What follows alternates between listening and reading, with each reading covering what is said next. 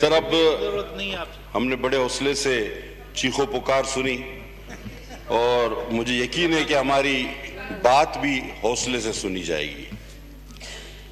जनाब वाला, इस चीखो पुकार में मुझे जो दो चार लफ्ज समझ आए,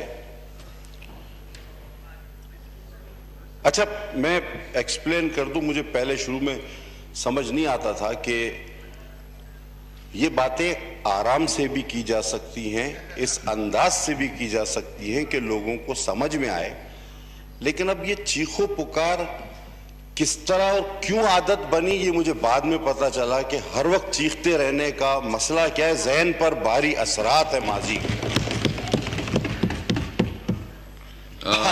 बात इतनी थी सर। आप एक जो आपका है, मैं इसको वो करता हूं। हौसला रखे, मैं जनाब आला एक्सपंज करता हूँ, मैं इसको एक्सपंज करता हूँ। अगर इस तरह किसको सर, किस चीज को?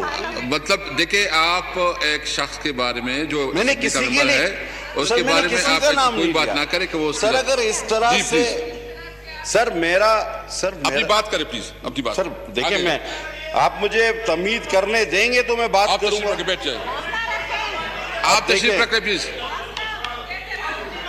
आप तशरीफ रखें आप जी। मुझे चुप कराना इस तरह के 50 लोगों का काम भी नहीं। मैं फिर कहता हूं कि मैं ऐसे 100 पर भी बारी हूं। मैं ऐवान में बिल्कुल कार्रवाई जिस तरह होती है उस तरह बात करना चाहता हूं। मुझे मजबूर न करें कि मैं इस ऐवान को मछली बाजार बनाऊं आपकी तरह। नो क्रॉस टॉक, मुझे भी आता है इस तरह। आप प्लीज आप तसल्ली से बात करें। जनाब वाला, ये रोजाना खड़े होकर अली जी बेटा है, उसको हम मौका देंगे ताकि वो भी अपनी दिल की बात करे, ताकि तसल्ली से एक से दूसरे को सुने। बिस्मिल्लाह जी। होनी चाहिए सर, बातचीत होनी चाहिए, हौसला रखें सर। रोजाना खड़े होकर मुख्तलिफ तरीकों से अपोजिशन को टॉन्ट करना, ऐसे जुमले कहना कि जिनका कोई वजूद ना हो, जिनकी कोई सच्चाई ना हो, और उस पर अपनी पॉइंट स्कोरिंग करना और चीख चिल्लाकर यह समझना कि शायद हम कोई बहुत बड़े मुकर्रर हैं, या दो चार करीब के लोग कह दें कि वाह जी वाह आपने कमाल किया, तो इस गुमान और ख्याल से बाहर निकले। 13 माह आपको हो गए हैं हुकूमत में। आज भी मैं अपने चेयरमैन बिलावल भुट्टो जरदारी के उस बयान के साथ पूरी तरह खड़ा हूं कि पाकिस्तान पीपल्स पार्टी वो वाहिद पार्टी है जिसने सिंध के कौम परस्तों का रास्ता रोके रखा कि वो वफाक को कोई नुकसान न पहुंचा सके। पाकिस्तान पीपल्स पार्टी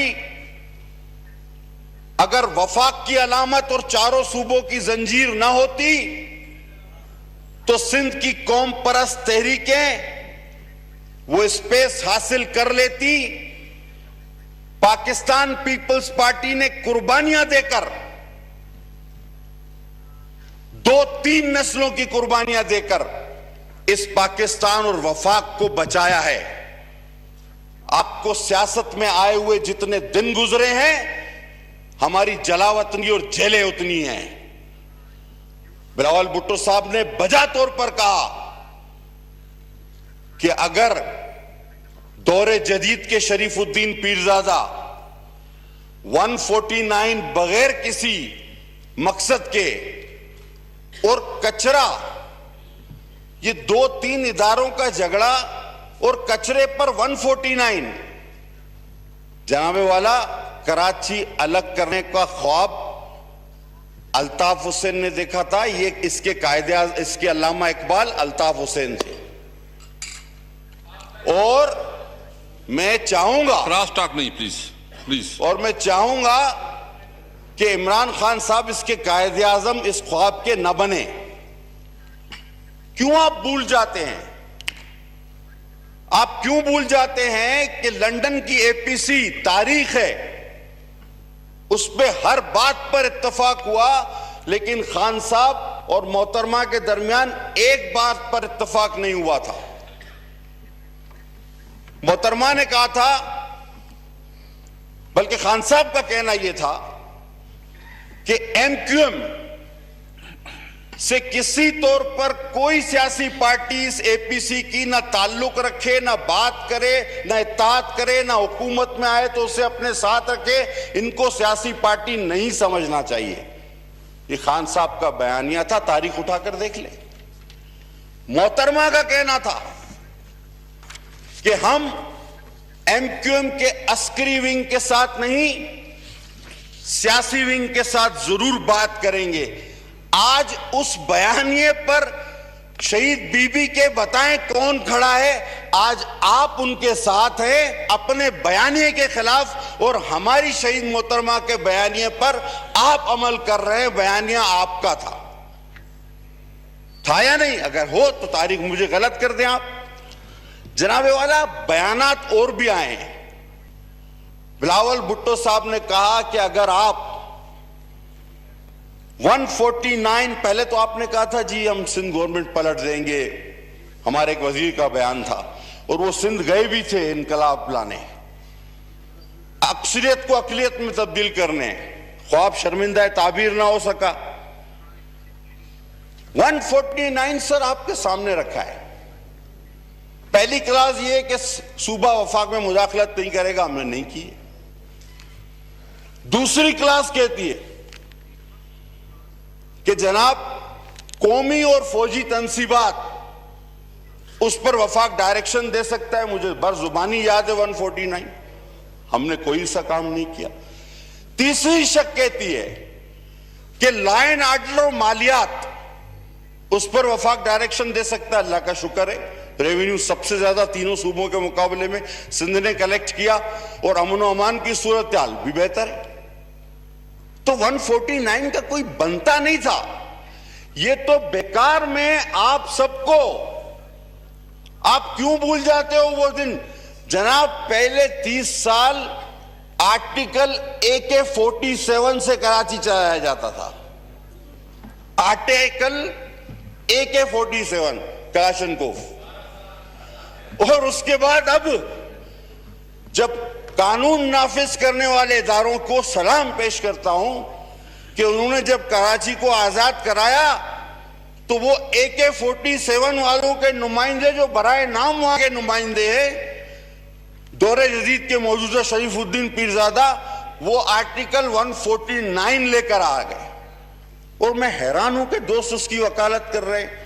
आप लोगों को याद नहीं कि एक एक दिन में एक 100 लोग मारे जाते थे?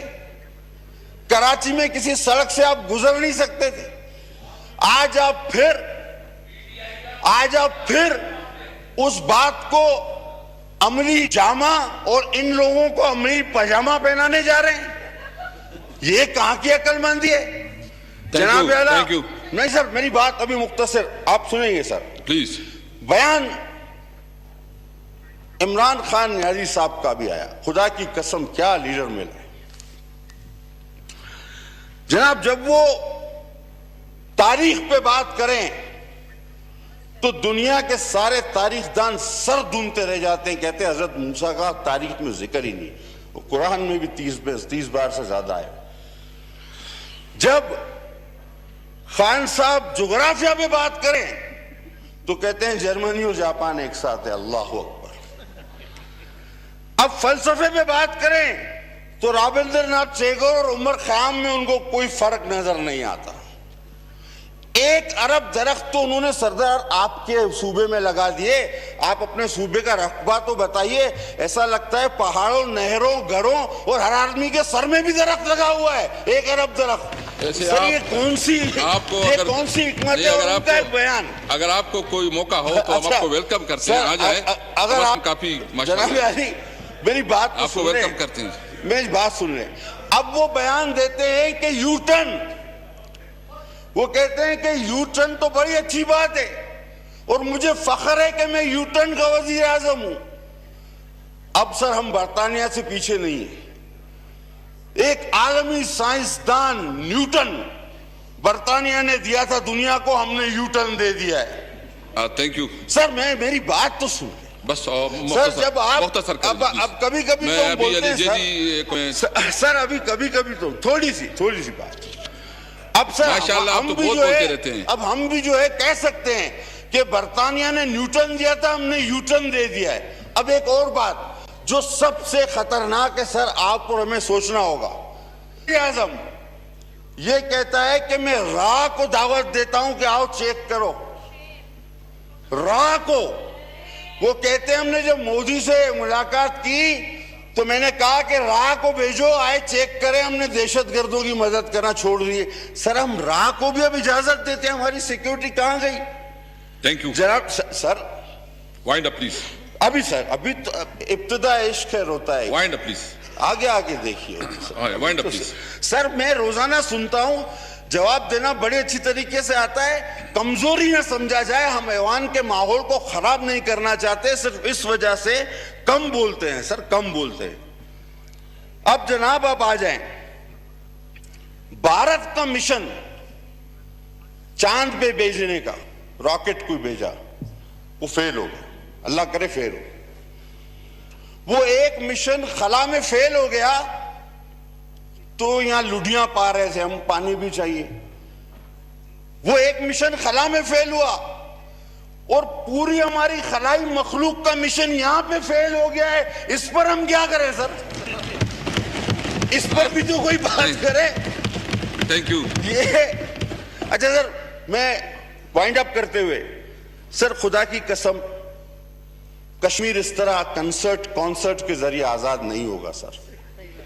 मैं आपको सही बताऊं, ये जो कॉन्सर्ट हम अदाकारों और इनको ले जा रहे हैं सर, सियासी जमातों को एतमाद, एपीसीज बुलाए। कश्मीर की बात आप देखिए, आप सबको कल जो है ना उसमें दावत है कि कल आप बड़ी अच्छी अटेंड कर ले बात तमाम है। पार्टी। देखिए सर, मेरी एक बात करने से कितना कौम को फायदा हो गया सर।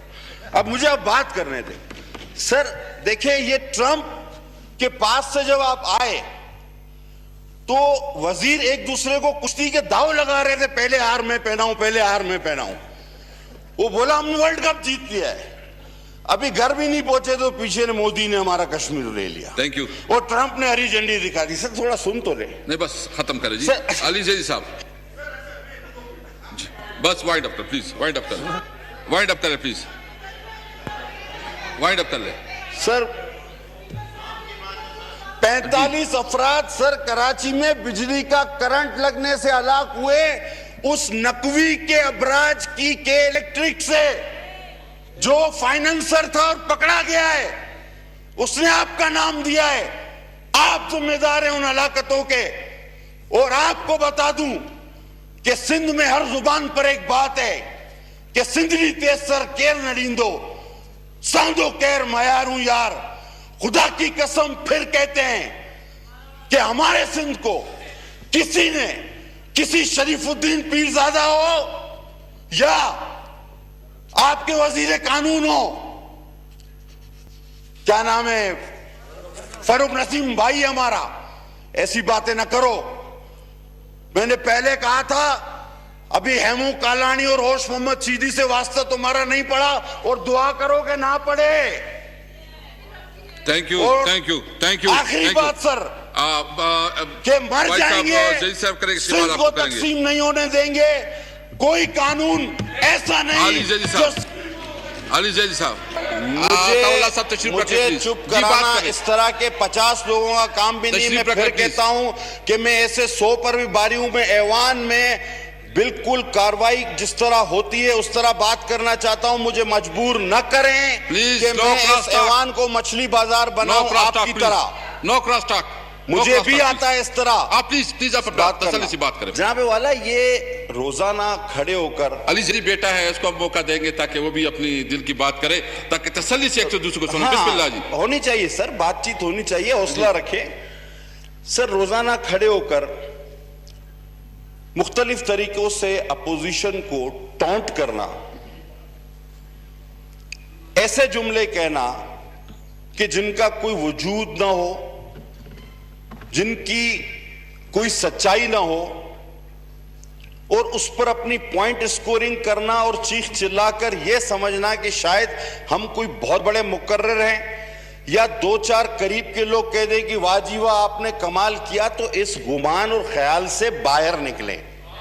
13 माह आपको हो गए हैं हुकूमत में, आज भी मैं अपने चेयरमैन बिलावल भुट्टो जरदारी के उस बयान के साथ पूरी तरह खड़ा हूं कि पाकिस्तान पीपल्स पार्टी वो वाहिद पार्टी है जिसने सिंध के कौम परस्तों का रास्ता रोके रखा कि वो वफाक को कोई नुकसान न पहुंचा सके। पाकिस्तान पीपल्स पार्टी अगर वफाक की अलामत और चारों सूबों की जंजीर न होती तो सिंध की कौम परस्त तहरीकें वो स्पेस हासिल कर लेती। पाकिस्तान पीपल्स पार्टी ने कुर्बानियां देकर 2-3 नस्लों की कुर्बानियां देकर इस पाकिस्तान और वफाक को बचाया है। आपको सियासत में आए हुए जितने दिन गुजरे हैं हमारी जलावतनी और जेलें उतनी हैं। बिलावल भुट्टो साहब ने बजा तौर पर कहा कि अगर दौरे जदीद के शरीफुद्दीन पीरजादा 149 बगैर किसी मकसद के और कचरा, ये 2-3 इदारों का झगड़ा और कचरे पर 149, जनाबे वाला कराची अलग करने का ख्वाब अल्ताफ हुसैन ने देखा था। ये इसके कायदे इसके अल्लामा इकबाल अल्ताफ हुसैन थे। और मैं चाहूंगा, क्रॉस टॉक नहीं प्लीज प्लीज, और मैं चाहूंगा कि इमरान खान साहब इसके कायदे आजम इस ख्वाब के न बने। क्यों आप भूल जाते हैं, आप क्यों भूल जाते हैं कि लंदन की एपीसी तारीख है, उस पे हर बात पर इत्तफाक हुआ, लेकिन खान साहब और मोहतरमा के दरमियान एक बात पर इत्तफाक नहीं हुआ था।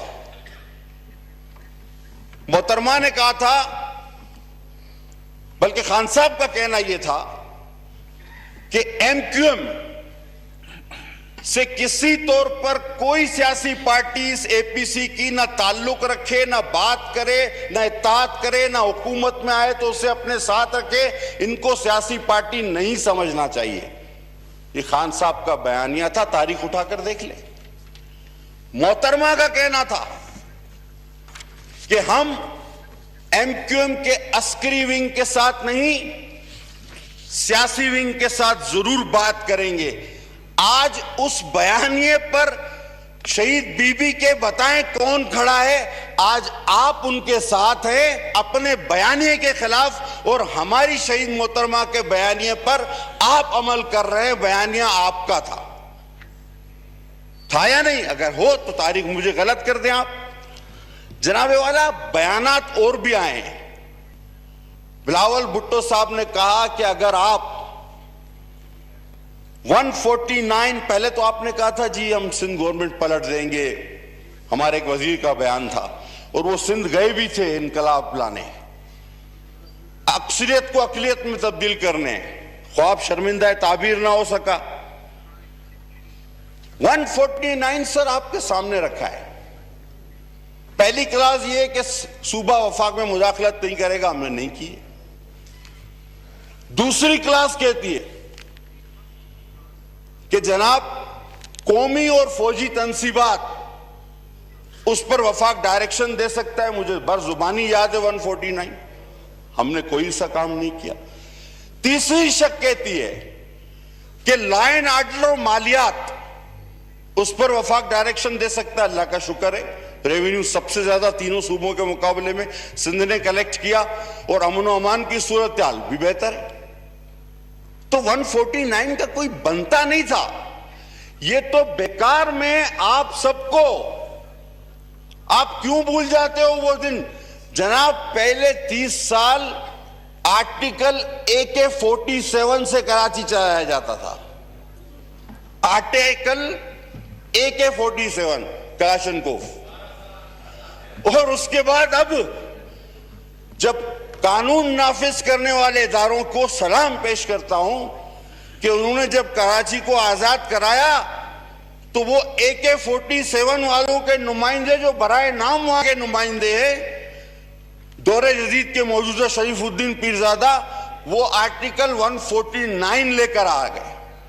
और मैं हैरान हूं कि दोस्त उसकी वकालत कर रहे हैं। आप लोगों को याद नहीं कि एक एक दिन में एक 100 लोग मारे जाते थे? कराची में किसी सड़क से आप गुजर नहीं सकते थे।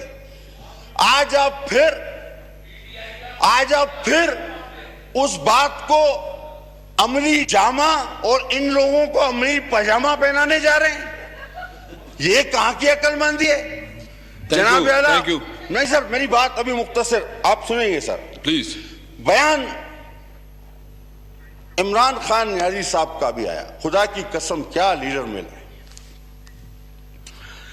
जनाब। जब वो तारीख पे बात करें तो दुनिया के सारे तारीखदान सर दूमते रह जाते हैं। कहते हैं हजरत मूसा का तारीख में जिक्र ही नहीं, वो कुरान में भी 30 बार से ज्यादा है।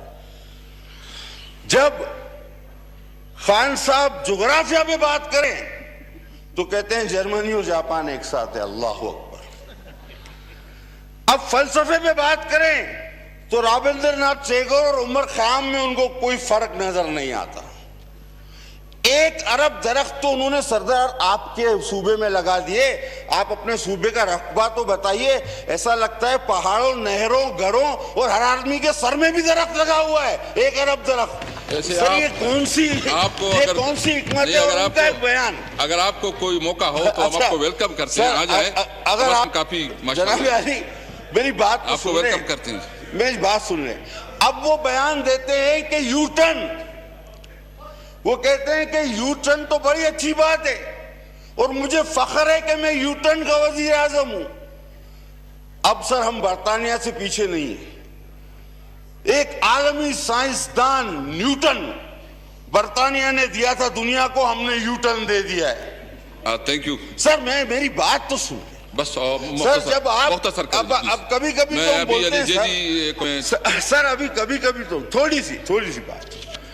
अब सर हम भी जो है अब हम भी जो है कह सकते हैं कि बरतानिया ने न्यूटन दिया था, हमने यूटर्न दे दिया है। अब एक और बात जो सबसे खतरनाक है सर, आप और हमें सोचना होगा।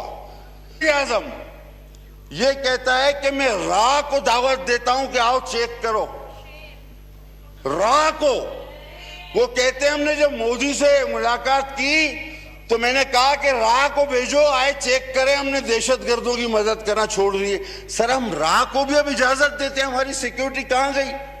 थैंक यू जनाब। Sir wind up please. अभी सर अभी तो इब्तिदा इश्क खैर होता है। Wind up please. आगे देखिए। Wind up please. सर मैं रोजाना सुनता हूं, जवाब देना बड़े अच्छी तरीके से आता है। कमजोरी ना समझा जाए, हम ऐवान के माहौल को खराब नहीं करना चाहते, सिर्फ इस वजह से कम बोलते हैं सर, कम बोलते हैं। अब जनाब आप आ जाएं, भारत का मिशन चांद पे भेजने का, रॉकेट को भेजा, वो फेल हो गया। अल्लाह करे फेल हो। वो एक मिशन खला में फेल हो गया तो यहां लुढ़ियां पा रहे थे हम, पानी भी चाहिए। वो एक मिशन खला में फेल हुआ और पूरी हमारी खलाई मखलूक का मिशन यहां पे फेल हो गया है। इस पर हम क्या करें सर? इस पर भी तो कोई बात करे। Thank you. ये अच्छा सर, मैं वाइंड अप करते हुए सर खुदा की कसम, कश्मीर इस तरह कॉन्सर्ट के जरिए आजाद नहीं होगा सर। मैं आपको सही बताऊं, ये जो कॉन्सर्ट हम अदाकारों और इनको ले जा रहे हैं सर, सियासी जमातों को एतमाद एपीसीज बुलाए। कश्मीर की बात आप देखिए, आप सबको कल जो है ना उसमें दावत है कि कल आप बड़ी अच्छी बात है। तमाम पार्टी। देखिए सर, मेरी एक बात करने से कितना कौम को फायदा हो गया सर। अब मुझे आप बात करने दें सर। देखिए ये ट्रंप के पास से जब आप आए तो वजीर एक दूसरे को कुश्ती के दाव लगा रहे थे, पहले हार में पहनाऊं, पहले हार में पहनाऊं। वो बोला हमने वर्ल्ड कप जीत लिया है। अभी घर भी नहीं पहुंचे तो पीछे ने मोदी ने हमारा कश्मीर ले लिया। Thank you. और ट्रंप ने हरी झंडी दिखा दी। सर थोड़ा सुन तो ले। नहीं बस खत्म करें जी। अली जैदी साहब बस वाइंड अप कर प्लीज, वाइंड अप कर, वाइंड अप कर प्लीज, वाइंड अप कर ले सर। 45 अफराद सर कराची में बिजली का करंट लगने से हलाक हुए उस नकवी के अबराज के इलेक्ट्रिक से जो फाइनेंसर था और पकड़ा गया है। उसने आपका नाम दिया है, आप जिम्मेदार हैं उन हलाकतों के। और आपको बता दूं कि सिंध में हर जुबान पर एक बात है कि सिंधली तेसर केर नड़ींदो, सांदो केर मयारू यार। खुदा की कसम फिर कहते हैं कि हमारे सिंध को किसी ने, किसी शरीफुद्दीन पीरजादा हो या आपके वजीर कानून हो, क्या नाम है, फरूक नसीम भाई हमारा, ऐसी बातें ना करो। मैंने पहले कहा था, अभी हेमू कालानी और होश मोहम्मद सीधी से वास्ता तुम्हारा नहीं पड़ा, और दुआ करो कि ना पड़े। Thank you, thank you, thank you. आखिरी बात सर, कि मर जाएंगे, सिंध को तकसीम नहीं होने देंगे। कोई कानून ऐसा नहीं। अली जैदी साहब, अली जैदी साहब, Ali Zaidi, Ali Zaidi please, Ali Zaidi please, Ali Zaidi, Ali Zaidi please. बिस्मिल्लाहिर्रहमानिर्रहीम। स्पीकर साहब, अली जैदी, मैं आपसे डर के आज आपको दे रहा हूं। मुझे पता चला है कि उस दिन आपने बड़ा शोर मचाया है, तो अली जैदी साहब प्लीज। सर मैं भी शोर मचाऊंगा। मैंने शोर इसलिए मचाया था कि ये देखें, ये इनमें ताकत नहीं है बात करने सुनने की। अच्छा स्पीकर साहब, स्पीकर साहब, स्पीकर साहब, स्पीकर साहब, मैं जरा धीमे धीमे से बात करता हूं, क्योंकि वो जब शेर लड़काता है हमारा मुराद से ही तो लोगों को डर लग जाता है, तो मैं ऐसा बात कर